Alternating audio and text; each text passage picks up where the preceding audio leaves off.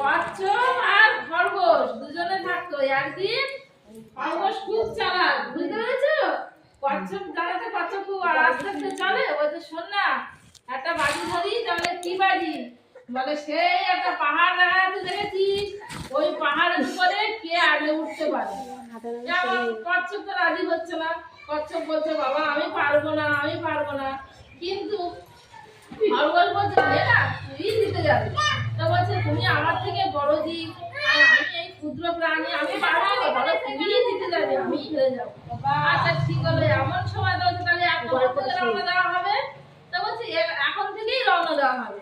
এবার ডাক কেটে দিয়েছে। কচ্ছপের কি বুদ্ধি, এরকম করে ঘড়ি দিয়ে ডাকছে, সব তুই ডাকের ওখানে দাঁড়া, আমি এখানে দাঁড়াই। এবার দুজন দুই মাথায় দাঁড়িয়ে, তাহলে একটা ডাক, এখানে কচ্ছপ আর ওখানে খরগোশ দুজনে দাঁড়িয়েছে। এবার দুজনে একসঙ্গে রাম দিয়েছে। বড় একটা পাহাড়, সেই পাহাড়ে গিয়ে যে উঠে দাঁড়াতে পারবে সেই ফার্স্ট টাইম। দুজনে ছুটে নিয়েছে।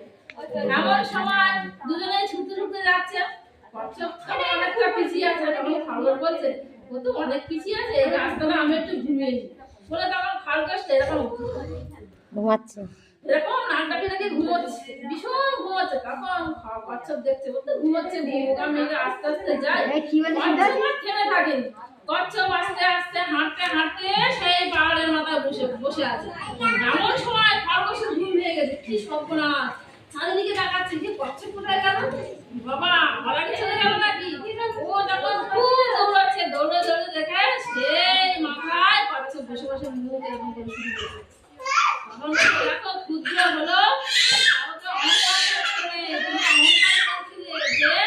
ও এখন ওটা আসতে চলে, আমি চলে যাব, আমি একটু ঘুমিয়ে নিই।